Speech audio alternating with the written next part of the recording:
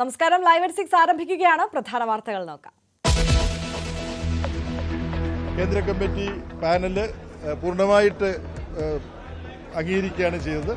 മത്സരിച്ച സഖാവിന് 31 വോട്ടുണ്ടായിരുന്നു. അത് നിങ്ങളോട് പറയുന്നതിനകത്ത് പ്രശ്നമൊന്നുമില്ല. CPM-നെ ഇനി MA ബേബി നയിക്കും. EMS-ന് ശേഷം ജനറൽ സെക്രട്ടറി ആകുന്ന രണ്ടാമത്തെ മലയാളി. പോളിറ്റ് ബ്യൂറോയിൽ ബിജു കൃഷ്ണൻ ഉൾപ്പെടെ 7 പുതുമുഖങ്ങൾ.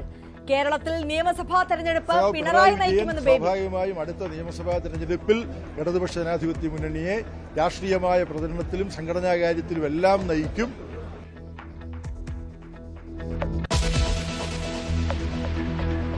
മധുര പാർട്ടി കോൺഗ്രസിൽ അസാധാരണ നീക്കങ്ങൾ. നേതൃത്വത്തെ ഞെട്ടിച്ച് കേന്ദ്ര കമ്മിറ്റിയിലേക്ക് മത്സരം. മഹാരാഷ്ട്രയിൽ നിന്നുള്ള DL കരാടിന് ലഭിച്ചത് 31 വോട്ട്. TP രാമകൃഷ്ണനും പുത്തലത്ത് ദിനേശനും KS സലീഖയും കേന്ദ്ര കമ്മിറ്റിയിൽ. PK ശ്രീമതി തുടരും. CCയിൽ 85 അംഗങ്ങൾ.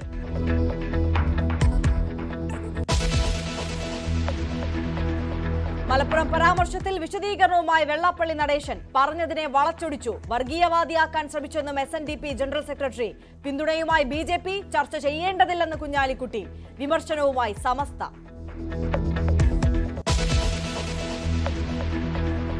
രാഷ്ട്രീയ പാർട്ടി രൂപീകരണത്തിൽ താമരശ്ശേരി ബിഷപ്പിനെ തള്ളി പാലാ രൂപത. പാർട്ടി രൂപീകരിച്ച് സ്വർഗത്തിലെത്താമെന്ന് കരുതുന്നില്ലെന്ന് മാർ ജോസഫ് കല്ലറങ്ങാട്ട്. ഒന്നിച്ചു നിന്നാൽ രാഷ്ട്രീയക്കാർ തേടിയെത്തുമെന്നും രൂപതാധ്യക്ഷൻ. നമ്മളൊരു പുത്തൻ രാഷ്ട്രീയ പാർട്ടിയെയും അനുസരിച്ച് ഒരിടത്തോട്ട് പോകേണ്ട കാര്യം. ആവശ്യക്കാരെല്ലാം ഈ സഭയുടെ കാര്യസ്ഥന്മാരുടെ അടുത്ത്, നിങ്ങളുടെ അടുത്ത്, നമ്മുടെ അടുത്ത് വന്ന് ആവശ്യപ്പെടുകയും നമ്മുടെ കരുതുന്നത്. ആശീർവാദ് സിനിമാസിന്റെ പടിക്കൽ അന്വേഷണ ഏജൻസികൾ. ആന്റണി പെരുമ്പാവൂരിന് ആദായ നികുതി വകുപ്പിന്റെ നോട്ടീസ്. 2 സിനിമകളുടെ സാമ്പത്തിക ഉറവിടം വ്യക്തമാക്കണമെന്ന് നിർദ്ദേശം. നടപടിക്ക് എമ്പുരാനുമായി ബന്ധമില്ലെന്ന് വിശദീകരണം.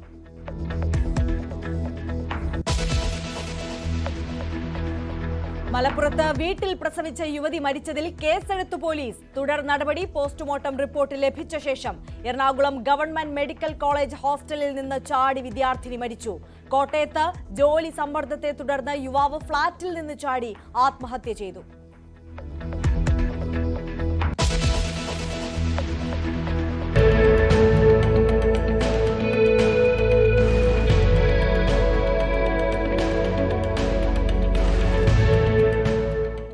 പുതിയ പാമ്പൻ പാലം നാടിന് സമർപ്പിച്ച് പ്രധാനമന്ത്രി. Tambaram Rameswaram express flag off ചെയ്തു. സാങ്കേതിക വിദ്യയെയും പാരമ്പര്യത്തെയും ഒന്നിപ്പിക്കുന്ന വിസ്മയം.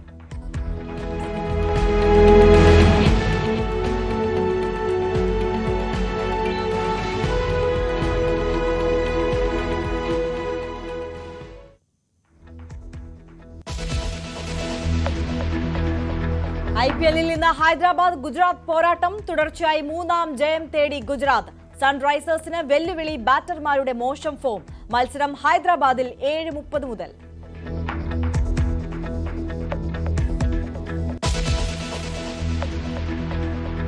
നയിക്കാൻ ബേബി.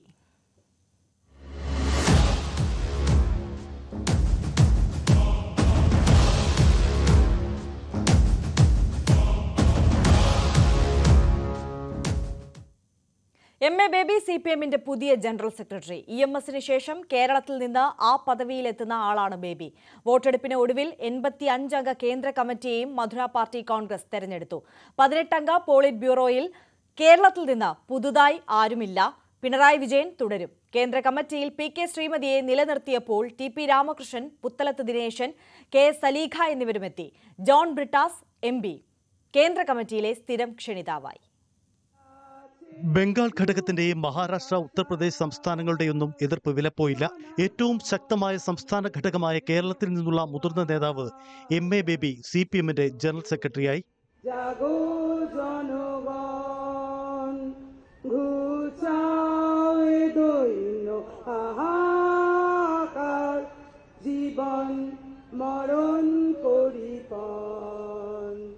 മൂന്നര പതിറ്റാണ്ടിലേറെയായി കേന്ദ്ര കമ്മിറ്റി അംഗമായ MA ബേബി സീതാറാം യെച്ചൂരിയുടെ പിൻഗാമിയായി പാർട്ടിയെ നയിക്കും. ദേശീയതലത്തിൽ നേരത്തെ പ്രവർത്തിച്ചുള്ള പരിചയവും ബേബിക്ക് തുണയായി.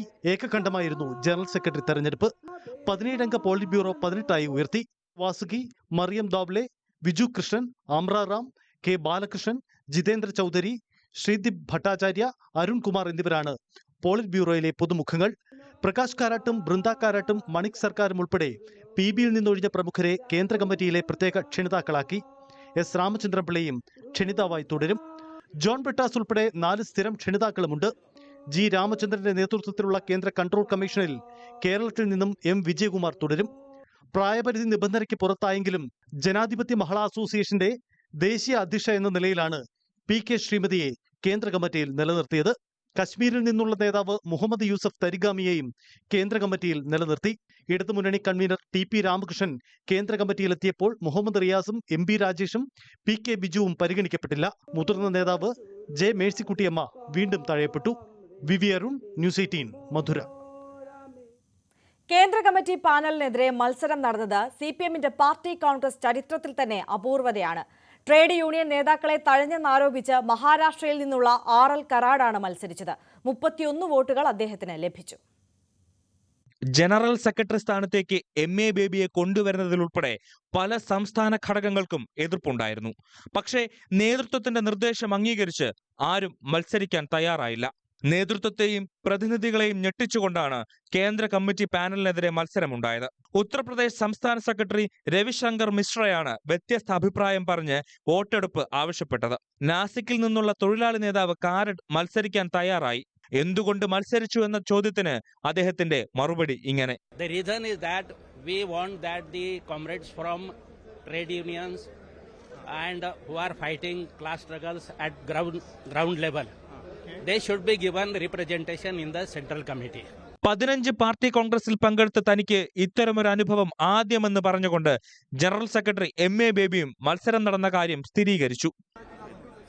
പാർട്ടിയുടെ കേന്ദ്ര കമ്മിറ്റിയിലേക്കുള്ള തെരഞ്ഞെടുപ്പ് എൻ്റെ ഓർമ്മയിൽ ഞാൻ 15 പാർട്ടി കോൺഗ്രസിൽ പങ്കെടുത്തിട്ടുണ്ട്. 1978 ജലന്ധർ മുതൽ ഒരിക്കലും ഉണ്ടായിട്ടില്ല. മറ്റു ചില സ്ഥലങ്ങളിൽ തെരഞ്ഞെടുപ്പ് ഒക്കെ നടന്നിട്ടുണ്ട്. പക്ഷെ പാർട്ടി കോൺഗ്രസിൽ എൻ്റെ ഓർമ്മയിൽ ആദ്യമായിട്ടാണ്. 692 വോട്ടുകളാണ് സാധുവായത്. അതിൽ കാരടിന് ലഭിച്ച 31 വോട്ടുകൾ നേതൃത്വം മുന്നോട്ട് വച്ച കേന്ദ്ര കമ്മിറ്റി പാനലിനെതിരെയുള്ള നിലപാടായി. കോയമ്പത്തൂർ പാർട്ടി കോൺഗ്രസിൽ കരട് രാഷ്ട്രീയ പ്രമേയത്തിനെതിരെ വോട്ടെടുപ്പ് നടന്നിരുന്നു. VV അരുൺ, ന്യൂസ് 18, മധുര.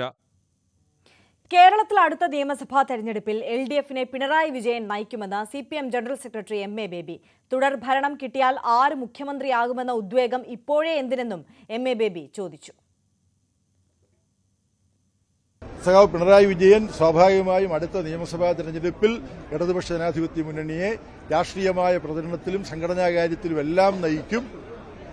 ഒരു തുടർഭരണം കിട്ടിയാൽ അന്ന് ആരാണ് മുഖ്യമന്ത്രിയാകേണ്ടത് എന്നുള്ള കാര്യം ഇപ്പോൾ എന്തിനാണ് നിങ്ങൾ ഇത്ര ഒരു ഉദ്യോഗത്തോടുകൂടി ചർച്ച ചെയ്യുന്നത്? ആ വിഷയം വരുമ്പം ഞങ്ങൾ തീരുമാനമെടുക്കും, നല്ല തീരുമാനമെടുക്കും. തെരഞ്ഞെടുപ്പിൽ അടക്കം നയിക്കുക മുഖ്യമന്ത്രിയായി ഇന്ന് PBയിൽ അടുത്ത തെരഞ്ഞെടുപ്പ് നടക്കുമ്പോൾ കേരളത്തിലെ തെരഞ്ഞെടുപ്പ് ക്യാമ്പയിന്റെ നേതൃത്വം പിണറായി വിജയനായിരിക്കില്ലേ? അതിനകത്ത് എന്താ സംശയമുള്ളത്?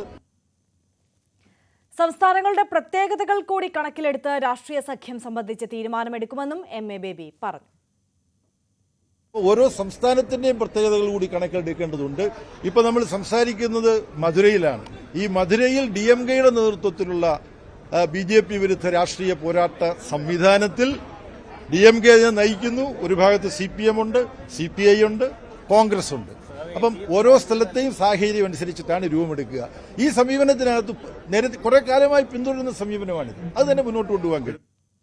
CPMലെ മുതിർന്ന നേതാക്കളുടെ നിരയിൽ പ്രായം കൊണ്ട് ലേശം പിന്നിലെങ്കിലും പാർട്ടി പദവിയിൽ മോസ്റ്റ് സീനിയർ നിരയിലാണ് MA ബേബിയുടെ സ്ഥാനം. 36 വർഷം മുമ്പ് 1989 തിരുവനന്തപുരത്ത് നടന്ന 13ാം പാർട്ടി കോൺഗ്രസിൽ MA ബേബി കേന്ദ്ര കമ്മിറ്റിയിൽ എത്തുമ്പോൾ പ്രായം 35 മാത്രം. പിണറായി വിജയൻ കേന്ദ്ര കമ്മിറ്റിയിൽ എത്തുന്നതിന് ഒരു പതിറ്റാണ്ട് മുമ്പ് കേന്ദ്ര കമ്മിറ്റിയിലെത്തിയ നേതാവ്.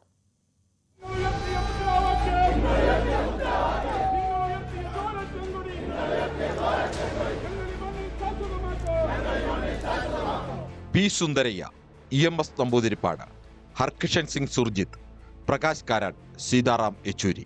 CPM ജനറൽ സെക്രട്ടറിമാരുടെ നിരയിൽ 6ാമനായി MA ബേബി. പാർട്ടിയിൽ 1ാം സ്ഥാനക്കാരനാവുന്ന 3ാമത്തെ മലയാളി.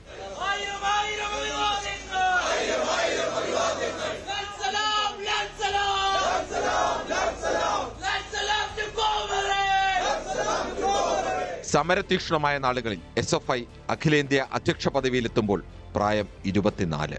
1984 MA ബേബി SFI അധ്യക്ഷ സ്ഥാനം ഒഴിഞ്ഞപ്പോൾ പിൻഗാമിയായത് 1 വയസ്സിനെളുപ്പമുള്ള സീതാറാം യെച്ചൂരി.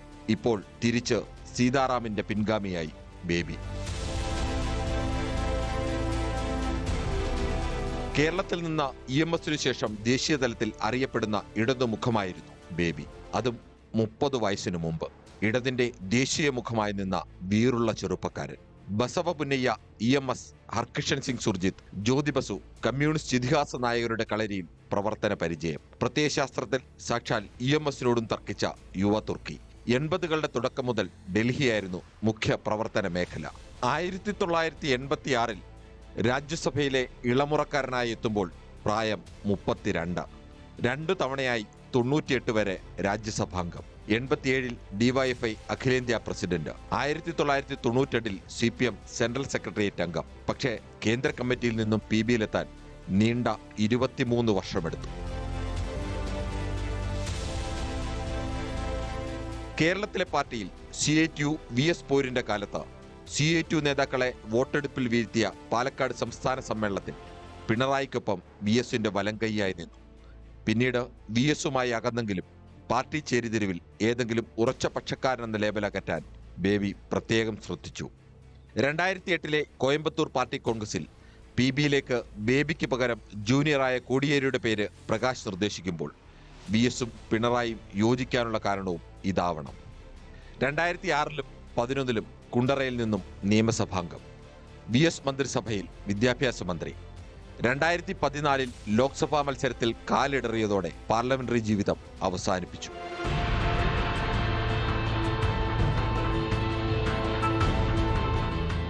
രാഷ്ട്രീയ നേതാക്കളിൽ വ്യത്യസ്തനാണ് MA ബേബി. ഇടക്കാലത്ത് CPM ആലപ്പുഴ ജില്ലാ സെക്രട്ടറി ചുമതല ബേബിക്കായിരുന്നു. ഈ സമയത്താണ് പ്രശസ്ത മൃദംഗ വിദ്വാൻ ഉമയാൾപുരം K ശിവരാമൻ ആലപ്പുഴ SD ഹൈസ്കൂളിൽ എത്തുന്നത്. സംഗീതത്തിൽ അഗാധ ജ്ഞാനമുള്ളവരുടെ സദസ്. ഒരു മൂലയ്ക്ക് ബേബിയും. വേദിയിലിരുന്ന് ബേബിയെ കണ്ട ഉമയാൾപുരം നേരെ വേദിയിലേക്ക് ക്ഷണിച്ചു. താനും സംഗീതവും ബേബിയും തമ്മിലുള്ള ബന്ധത്തെക്കുറിച്ചായിരുന്നു പിന്നീട് ഉമയാൾപുരം സംസാരിച്ചതത്രയും. രവിശങ്കർ മുതൽ സക്കീർ ഹുസൈനും MF ഹുസൈനും വരെ സംഗീതത്താലും ചിത്രകലയാലും ലോകത്തെ വിസ്മയിപ്പിച്ച മഹാപ്രതിഭകളുമായുള്ള അടുത്ത ചങ്ങാത്തം. സംഗീതത്തിലും ചിത്രകലയിലും സാഹിത്യത്തിലുമുള്ള അപാരവും അത്യഗാധവുമായ അറിവ്. സ്വരലയ്ക്ക് പിന്നിലും ഈ സംഗീത സാഹിത്യ സ്നേഹമായിരുന്നു. മകൻ അശോക് പ്രശസ്ത ഗിത്താറിസ്റ്റായി മാറിയതിലും ബേബി എന്ന അച്ഛൻ തുറന്നു നൽകിയ സംഗീത പ്രണയമുണ്ട്. കഠിന വ്യവസ്ഥകളോടെയാണ് പ്രണയം തുറന്നു പറഞ്ഞതെന്നും അവധാനതയോടെ മറുപടി പറയണം എന്നൊക്കെ പ്രണയിനിയോട് അന്നേ പറഞ്ഞയാളാണ് ബേബിയെന്നും പിന്നീട് വെളിപ്പെടുത്തിയത് ജീവിത പങ്കാളി ബെറ്റിയാണ്. കൊല്ലം ജില്ലയിലെ പ്രാക്കുളമാണ് സ്വദേശം. അധ്യാപകനായിരുന്ന PM അലക്സാണ്ടറുടെയും ലില്ലിയുടെയും മകനായി ജനനം 1954 ഏപ്രിൽ 5. കൊല്ലംകാരുടെ സ്വന്തം NS എന്ന N ശ്രീധരൻ കണ്ടെത്തിയ ചെറുപ്പക്കാരൻ. SFIയിൽ തുടങ്ങി പാർട്ടി പടികൾ ഒന്നൊന്നായി കയറുമ്പോഴും നിറചിരിയും സൗമ്യഭാഷണവും പ്രത്യയശാസ്ത്ര വ്യക്തതയും മൂർച്ചയും കൈവിടാത്ത ബേബി ഇനി ഇന്ത്യൻ ഇടതുപക്ഷത്തിന്റെ ഒന്നാമത്തെ മുഖം. പ്രകാശിനും സീതാറാമിനും അപ്പുറം EMSനെയും സുർജിത്തിനെയും പോലെ പ്രായോഗിക രാഷ്ട്രീയ വഴികൾ കടന്നുവന്ന അനുഭവ പരിചയമുള്ള ജനറൽ സെക്രട്ടറി.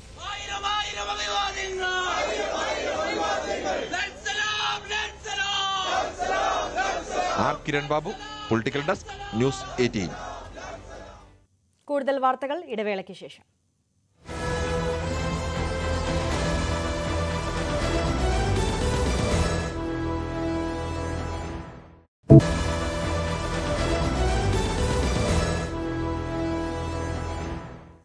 വാർത്തകളിലേക്ക്. മലപ്പുറത്തെക്കുറിച്ചുള്ള SNDP Yogam general secretary Vellappally നടേശന്റെ വിദ്വേഷ പരാമർശത്തിൽ പ്രതിഷേധം ശക്തം. സമസ്ത മുഖപത്രം മുഖപ്രസംഗം എഴുതിയപ്പോൾ പരാമർശം തള്ളി CPMും ലീഗും രംഗത്ത് വന്നു. എന്നാൽ പ്രസംഗം അടർത്തിയെടുത്ത് വർഗീയവാദിയാക്കാൻ ശ്രമിച്ചുവെന്നാണ് വെള്ളാപ്പള്ളിയുടെ വിശദീകരണം. വെള്ളാപ്പള്ളിക്ക് പ്രതിരോധവുമായി BJP രംഗത്ത് വന്നു. മലപ്പുറം ഒരു പ്രത്യേക രാജ്യമാണ്, പ്രത്യേക ചില ആളുകളുടെ സംസ്ഥാനമാണ്. ഇന്ത്യക്ക് സ്വാതന്ത്ര്യം കിട്ടി ഇത്രയും നാളായിട്ട് പോലും സ്വാതന്ത്ര്യത്തിൻ്റെ ഗുണഫലങ്ങളുടെ ഒരംശം പോലും ഈ പിന്നോക്ക വിഭാഗങ്ങൾക്ക് മലപ്പുറത്ത് ലഭിച്ചിട്ടുണ്ടോ? ഈ പറഞ്ഞത് വളച്ചൊടിച്ച് പ്രചരിപ്പിച്ചുവെന്നാണ് വെള്ളാപ്പള്ളി നടേശൻ ഇപ്പോൾ പറയുന്നത്. മലപ്പുറം മുസ്ലിങ്ങളുടെ രാജ്യമെന്ന് പറയാൻ കഴിയില്ല. വിദ്യാഭ്യാസ മേഖലയിലെ പ്രശ്നങ്ങളാണ് താൻ പറയാൻ ശ്രമിച്ചത്. അതിനെ മറ്റൊരു വിധത്തിൽ പ്രചരിപ്പിക്കുകയാണെന്നും വെള്ളാപ്പള്ളി വിശദീകരിച്ചു. അതിൻ്റെ ചില ഭാഗങ്ങൾ അടർത്തിയെടുത്ത് ഞാൻ വലിയ മുസ്ലിം വർഗീയവാദിയാണെന്ന് സമർത്ഥിക്കുവാൻ ചില മാധ്യമങ്ങളും ഇതിൽ പറഞ്ഞതും പറയാത്തതുമായ ചിലത് എരിവും പുളിയും ഒക്കെ ചേർത്ത് വളരെ സമർത്ഥമായി ചാനലിലെല്ലാം ചർച്ചകൾ വന്നു.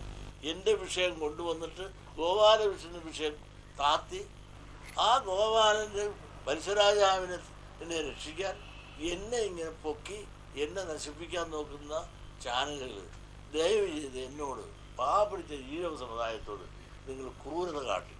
പരാമർശത്തിൽ വെള്ളാപ്പള്ളിക്കെതിരെ കടുത്ത വിമർശനവുമായി സമസ്ത മുഖപത്രമായ സുപ്രഭാതം മുഖപ്രസംഗം എഴുതി. ഫ്രം കണിച്ചുകുളങ്ങര ടു നാഗ്പൂർ എന്ന തലക്കെട്ടിലുള്ള മുഖപ്രസംഗത്തിൽ വിദ്വേഷ പ്രസംഗത്തിൽ PC ജോർജിനോട് മത്സരിക്കുന്നുവെന്നാണ് വിമർശനം. വെള്ളാപ്പള്ളി നടേശൻ ശ്രീനാരായണീയരെ നാഗ്പൂരിലെ കാവ്യരാഷ്ട്രീയത്തിന്റെ ഗുഹാമുഖത്തേക്ക് ആട്ടിത്തെളിക്കുകയാണെന്നും സുപ്രഭാതം വിമർശിച്ചു. ശ്രീനാരായണ ഗുരു പറഞ്ഞതിനെല്ലാം എതിരെയാണ് വെള്ളാപ്പള്ളി നടേശൻ പ്രവർത്തിക്കുന്നതെന്നും ലേഖനത്തിൽ വിമർശനമുണ്ട്. മുസ്ലിം ലീഗും CPM-ഉം വെള്ളാപ്പള്ളിയുടെ പ്രസ്താവന തള്ളി. അതിനെക്കുറിച്ച് ഏറ്റവും കുറച്ച് പറയുന്നതാണ് നല്ലത്. കാരണം ഒരു ചലനവുമില്ല, ഒരു റെലവൻസും ഇല്ലാത്ത ഒരു മോശമായ വൃത്തികെട്ട ഒരു സ്റ്റേറ്റ്മെന്റ് അത്ര. മലപ്പുറം എന്ന് പറയുന്നതിനെ ഏതെങ്കിലും രീതിയിൽ ഒരു തുരുത്തായിട്ട് കണ്ട് അതിനെ അധിക്ഷേപിക്കുകയോ അതിന്റെ ഭാഗമായിട്ട് മുസ്ലിം വർഗീയത കുത്തിപ്പൊക്കാൻ വേണ്ടി ശ്രമിക്കുന്നത് രണ്ടും യഥാർത്ഥത്തിൽ ഗുണം ചെയ്യുന്നതല്ല. അതുകൊണ്ടാണ് ഞാൻ പ്രതികരിക്കുന്നില്ല പറഞ്ഞത്. എന്നാൽ വെള്ളാപ്പള്ളി നടേശനെ ഒറ്റതിരിഞ്ഞ് ആക്രമിക്കാൻ അനുവദിക്കില്ലെന്ന നിലപാടിലാണ് BJP. ഈ OBC റിസർവേഷൻ ഇഴുവ കമ്മ്യൂണിറ്റീസും മറ്റേ OBC കമ്മ്യൂണിറ്റീസും വേണ്ടിയിട്ട് കോൺസ്റ്റിറ്റ്യൂഷണൽ പ്രൊവിഷനാണ്. അത് ആരും ബാക്ക് ഡോർ കൂടെയോ ഒരു മതം ബേസ്ഡ് റിസർവേഷൻ ആക്കാൻ ശ്രമിക്കാൻ പാടില്ല. അതിന് ഞങ്ങൾ ഓപ്പോസ് ചെയ്യും. വെള്ളാപ്പള്ളിയെ ഒറ്റതിരിഞ്ഞ് ആക്രമിച്ച് അദ്ദേഹത്തിന്റെ ശബ്ദം ഇല്ലാതാക്കാൻ ആരെങ്കിലും ശ്രമിക്കുന്നുണ്ടെങ്കിൽ അത് അവരുടെ വ്യാമോഹം മാത്രം. വിവിധ ബ്യൂറോകൾക്കൊപ്പം ന്യൂസ് 18 മലപ്പുറം. സഭ പുതിയ രാഷ്ട്രീയ പാർട്ടി രൂപീകരിക്കണമെന്ന താമരശ്ശേരി ബിഷപ്പിന്റെ പ്രസ്താവന തള്ളി പാലാ രൂപത അധ്യക്ഷൻ മാർ ജോസഫ് കല്ലറങ്ങാട്ട്. നമ്മൾ വിഭജിക്കപ്പെട്ട് പുതിയ രാഷ്ട്രീയ പാർട്ടി രൂപീകരിച്ച് സ്വർഗത്തിലെത്താമെന്ന് കരുതുന്നില്ലെന്നും നമ്മൾ ഒന്നിച്ചു നിന്നാൽ രാഷ്ട്രീയക്കാർ നമ്മളെ തേടിയെത്തുമെന്നും അദ്ദേഹം വ്യക്തമാക്കി. പാലാ രൂപതയുടെ ആഭിമുഖ്യത്തിൽ നടന്ന ലഹരി വിരുദ്ധ മഹാസമ്മേളനത്തിലാണ് കല്ലറങ്ങാട്ട് പിതാവ് നിലപാട് വ്യക്തമാക്കിയത്.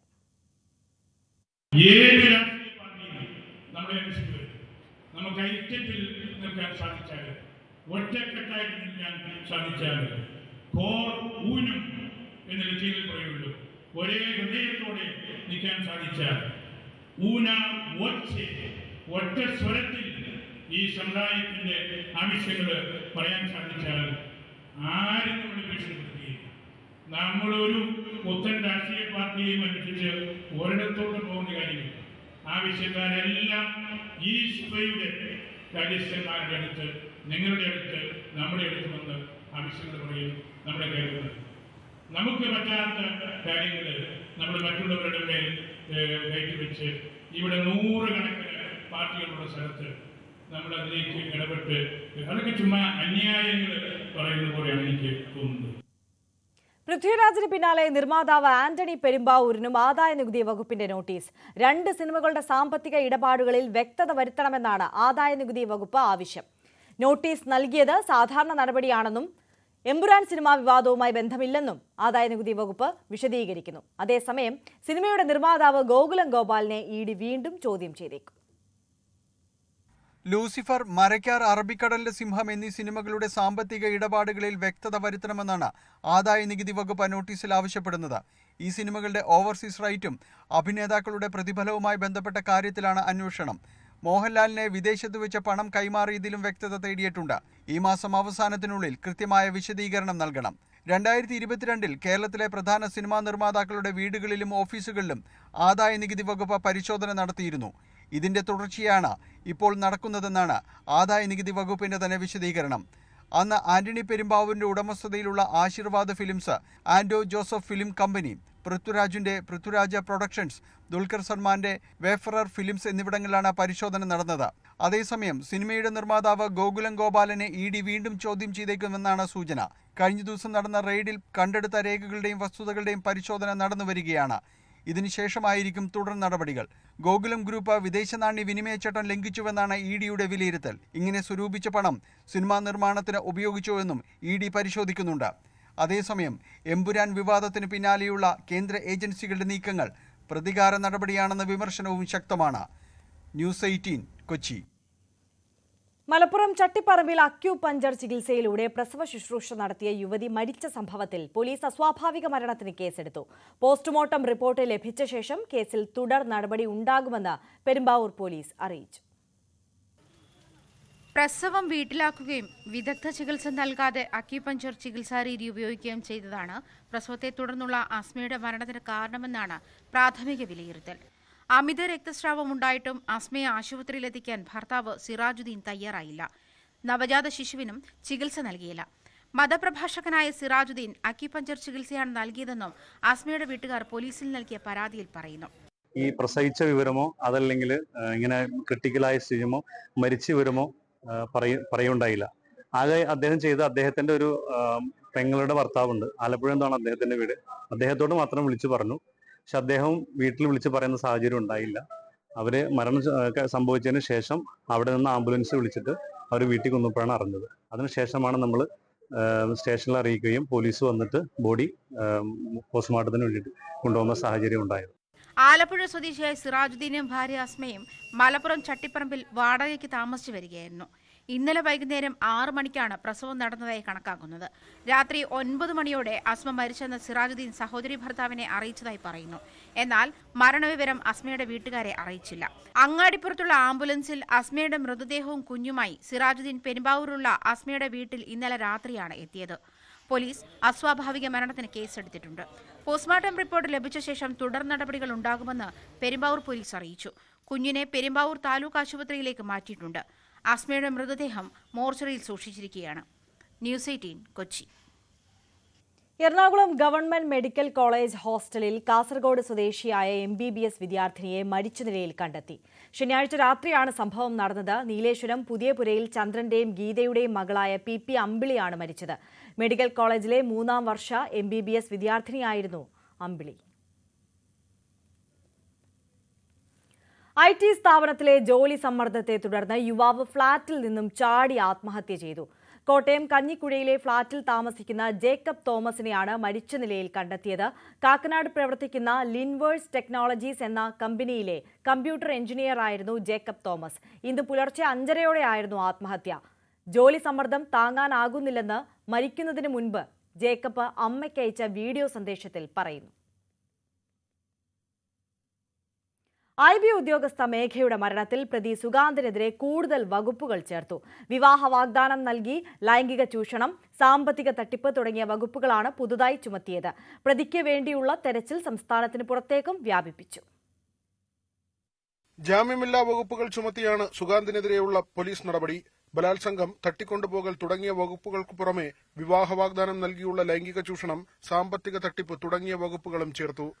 യുവതിയെ ഗർഭഛിദ്രത്തിന് വിധേയമാക്കിയത് നേരത്തെ അന്വേഷണത്തിൽ കണ്ടെത്തിയിരുന്നു. വ്യാജ വിവാഹരേഖ തയ്യാറാക്കിയാണ് ഗർഭഛിദ്രം നടത്തിയത്. ഈ ക്ഷണക്കത്തും കണ്ടെടുത്തിരുന്നു. യുവതിയുടെ അക്കൌണ്ടിൽ നിന്ന് 3.5 ലക്ഷത്തോളം രൂപയാണ് സുഗാന്തിന്റെ അക്കൌണ്ടിലേക്ക് എത്തിയത്. പ്രതിക്ക് IBയിലെ തന്നെ ജീവനക്കാരായ മറ്റ് യുവതികളുമായും അടുപ്പമുണ്ടായിരുന്നുവെന്ന കണ്ടെത്തലുമുണ്ട്.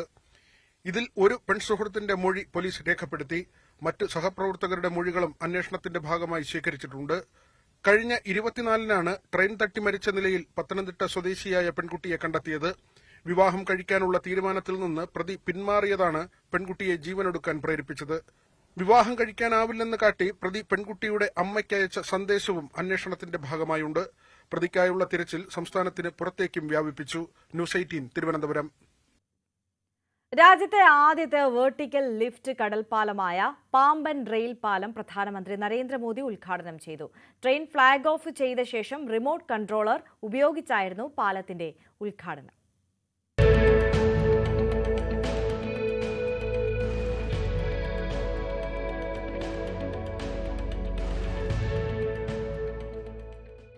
രാജ്യത്തെ ആദ്യ വെർട്ടിക്കൽ ലിഫ്റ്റ് കപ്പൽ പാലം എന്ന നേട്ടത്തിനൊപ്പം എഞ്ചിനീയറിംഗ് വിസ്മയങ്ങളിൽ ഒന്നായി കൂടിയാണ് പുതിയ പാമ്പൻ പാലത്തിനെ വിശേഷിപ്പിക്കുന്നത്. രാമനാഥപുരം ജില്ലയിലെ പാമ്പൻ ദ്വീപിനെയും തീർത്ഥാടന കേന്ദ്രമായ രാമേശ്വരത്തെയും വൻകരയുമായി ബന്ധിപ്പിക്കുന്നതാണ് പാലം.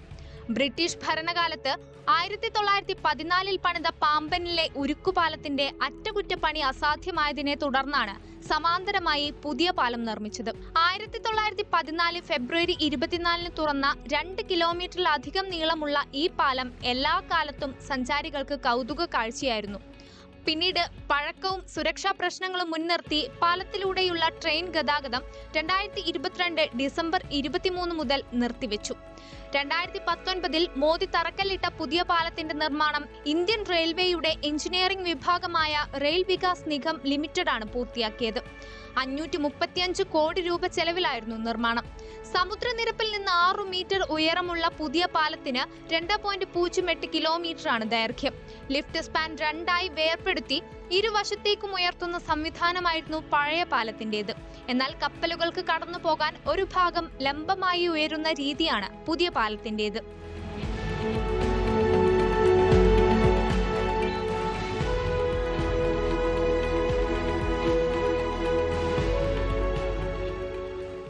വലിയ കപ്പലുകൾക്കടക്കം സുഗമമായി പോകാൻ കഴിയുന്ന തരത്തിൽ 5 മിനിറ്റ് കൊണ്ട് ലിഫ്റ്റ് സ്പാൻ 17 മീറ്ററോളം നേരെ ഉയർത്താൻ കഴിയും.